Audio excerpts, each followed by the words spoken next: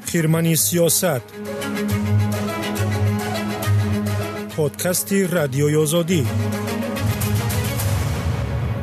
چرا در آسیای مرکزی به سطل و ریش چسبیدند؟ پادکست رادیوی آزادی رو بشنوید و من خورسند خرم‌اف هستم.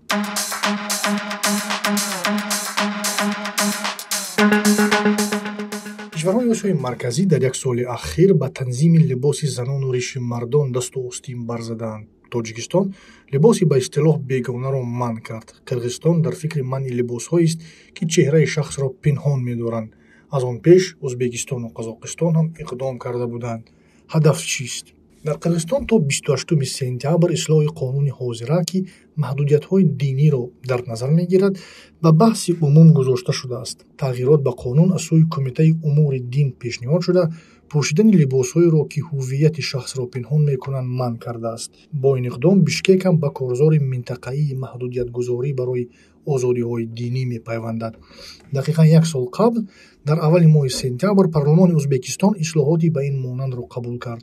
ماه ایون امسال در پارلمان قزاقستان نیز پیشنویس قانون درباره منع پوشیدن لباس‌های دینی در جای‌های اجتماعی بررسی شد. قرار است این طرح قانون در جلسه‌های تیر ماهی پارلمان معرفی شود.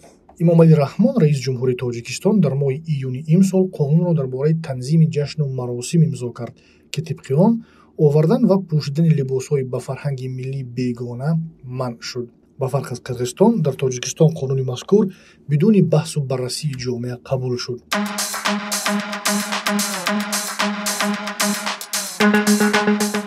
محدودیت‌گذاری به رسوم دینی تقریباً در همه کشورهای آسیای مرکزی همزمان اتفاق می‌افتد و معمولاً ماهیت غیر رسمی دارد. برای محدود کردن ظاهر باورمندان هیچ چارچوب قانونی وجود نداشت. خود قانون که مداخله در حیات خصوصی مردم را در بر می‌گیرد با قانون اساسی و معیارهای بین المللی در مخالفت قرار دارد. با این وجود برای دست یافتن به این هدف در تاجیکستان و ازبکستان سازوکار قانونی ایجاد شد. سیاستشناسی که در دوشنبه قرار دارد و رادیو آزادی با ایشان صحبت کرد میگوید تجربه 10 سال اخیر نشان میدهد که تهدید افراط‌شوی مردم در همه کشورهای منطقه وجود دارد. اما با گفته این کارشناس افزودن تعداد مردم با لباس‌های اسلامی نشانگر آن است که رغبت به دین در حال افزایش است، اما نه همه آنهایی که چنین لباس میپوشند مایل به افراط‌گرایی اند.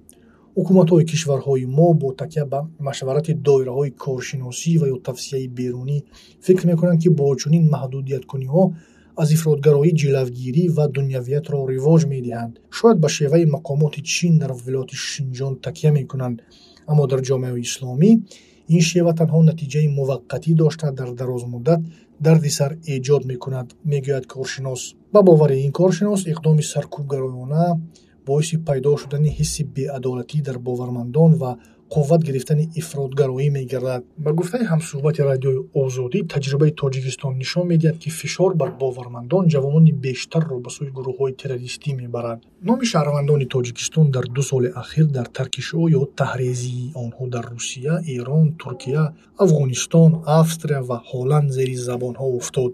رئیس جمهوری تاجیکستان امامعلی رحمان در ماه مارس سال جاری در دیدار با روحانیون کشور رسما اعلام کرد که در طی 3 سال 24 شهروند تاجیکستان به عملهای تروریستی دست زدند یا در این کار گمانزد دانسته شدند.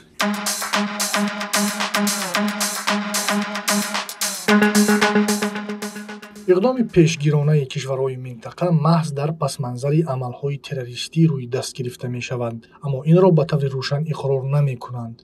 تیمور اومروف پژوهشگر امور روسیه و اوراسیا در برلین میگوید گذاشتن این محدودیت به ظاهر دینگرایی پدیده نو نیست و آن در 10 ساله اول استقلال در ازبکستان تجربه شد. با گفته اومروف رهبران کشورهای منطقه این کارزار را مستقیما به بالا رفتن میل جامعه به دین ربط میدهند، ولی چنین نیست. جنبه مثبت چنین محدودیت‌ها این است که آنها با آسانی اجرا می شوند، یعنی با آسانی می توان رید گذراند و تعداد آدمانی را که حجابشان کشیده شد نامنویس کرد و آن را اقدام پیشگیرانه مبارزه با افراط‌گرایی نام نهاد، شرح می دهد این کارشناس.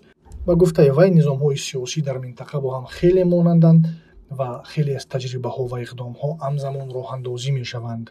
به مثال نمونه اصلاحات قانونی اساسی، سیاست زبانی، نظارت اینترنت، قانونگذاری در مورد اگنت خارجی و غیره.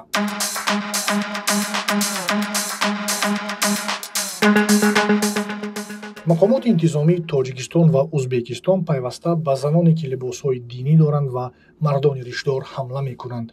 زنانی را در اداره پلیس مجبور میکنند تا از پوشیدن لباسهای دینی دست بکشند و ریش مردان را هم میگیرند.